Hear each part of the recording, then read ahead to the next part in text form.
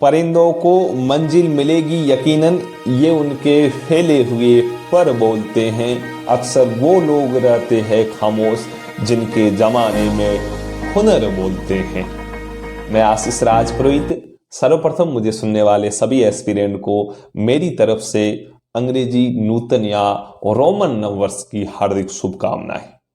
मैं ऊपर वाले से दरख्वास्त करूंगा, गुजारिश करूंगा, प्रार्थना करूंगा कि ये नया वर्ष आपके लिए अपार खुशियां लेके आए। आप जिस लक्ष्य को पाने की कोशिश में लगे हुए हो वो लक्ष्य आपको इसी साल मिल जाए। आज इस वीडियो में मैं कुछ अनुभव आपके साथ साझा करूंगा। मुझे पूर्ण विश्वास है कि वो अनुभव आपको अपने लक्ष्य को पाने के लिए एक मोटिव एनर्जी की तरह या एक पॉजिटिव किक के समान कार्य करेंगे। चलो शुरू करते हैं। वैसे 30 दिसंबर या 31 दिसंबर तक आपने नव वर्ष हेतु बहुत सारी योजनाएं बनाई होगी कि मैं ये आदत छोड़ूंगा या मैं ये आदत छोड़ूंगी या मैं इस आदत को अपनाऊंगा या मैं इस आदत को अपनाऊंगी, मैं वो करूंगी, मैं वो करूंगा। बहुत सारी चीजें आपने सोची है। जब मैं भी स्कूल लाइफ में या कॉलेज लाइफ में या कंपटीशन एग्जाम की तैयारी करता था, तब जैसे ही नया साल लगने वाला होता था तो मैं भी ये चीजें सोचता था कि चलो मेरी ये गलत आदत है, मैं इसे छोड़ने की कोशिश करूंगा, मैं वो करूंगा, मैं वो करूंगा, ऐसे वैसे वैसे। चलो नए साल का पहला दिन, दूसरा दिन, तीसरा दिन, चौथा दिन, पांचवा दिन, यानी तकरीबन 4-5 दिन तक वो चीजें अपने अकॉर्डिंग चलती थी। लेकिन 5-6 दिन बाद सब कुछ उल्टा हो जाता था। जो हमने सोचा है, जो सोच के रखा है, जिन चीजों के ऊपर हम नियंत्रण करना चाहते थे या जो नई चीजें हम एक्सेप्ट करना चाहते थे, वो सिर्फ और सिर्फ 4-5 दिन तक चली, फिर हम थे वैसे की वैसे हो गए। फिर इसका परिणाम ये होता है कि हम एक डिप्रेशन के जोन में चले जाते हैं कि यार मैंने इतना कुछ सोचा था, अब इसका सब उल्टा हो गया। वो डिप्रेशन वाली चीजें 5-7 दिन तक चलती है। और मैं मानता हूं कि जो कॉम्पिटिशन एग्जाम की तैयारी कर रहा है उसके लिए एक एक मिनट इंपॉर्टेंट होता है, लेकिन आपने नए वर्ष के चक्कर में वो चीजें 5-7 दिन तक डिले कर दी। आपने भी सोचा होगा, मैं कदापि नहीं कहूंगा कि आपके साथ भी ऐसा होगा, लेकिन मुझे मेरे अनुभव की बिहार पे लग रहा है कि 99% एस्पिरेंट जो सोच के बैठे होते हैं उन चीजों को उल्टा ही कर जाते हैं 5वें या 6ठे दिन के बाद। शायद हद तक आपके साथ हो भी सकता है। और मैं ये वापस रिपीट कर रहा हूं, मैं कदापि नहीं कहूंगा कि आपके साथ ऐसी चीजें हो, लेकिन अनुभव के आधार पर कह रहा हूं शायद हद तक हो सकती हैं। तो सर इसका कोई निदान? हाँ, मैं इससे संबंधित कुछ अनुभव साझा कर सकता हूं कि मुझे लगता है कि लाइफ में किसी भी गोल को या अपने अंदर बदलाव लाने के लिए जो चीजें की जाती वो की जाती है स्टेप बाय स्टेप। आप एक साथ 5-6 चीजों को एक्सेप्ट नहीं कर सकते, आप एक साथ 5-6 चीजों को भुला नहीं सकते या भुला नहीं सकते।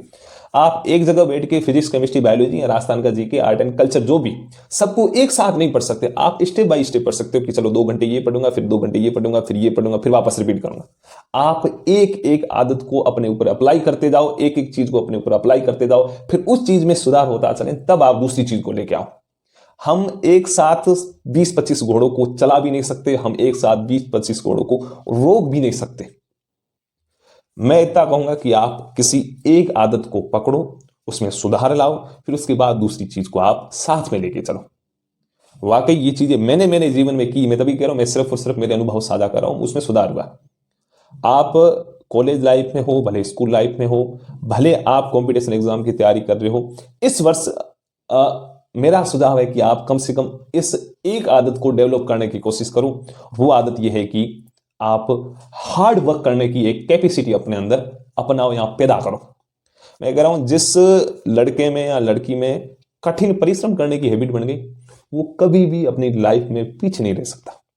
इसके साथ जो दूसरी चीज, यदि इसको भी ले चलते हो, या पहली चीज के बाद मैं कह रहा हूं हार्ड वर्क करने की चीज अपने आपके अंदर आ गई तो दूसरी चीज अपने आप आ जाएगी।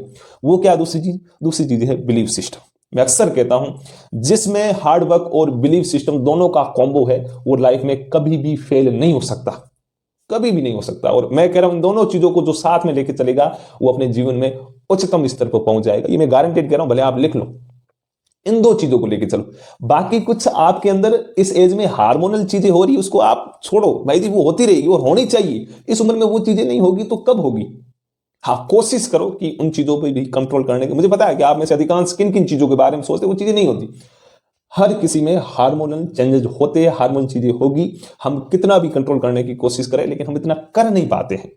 वो हो रही, वो होने दो।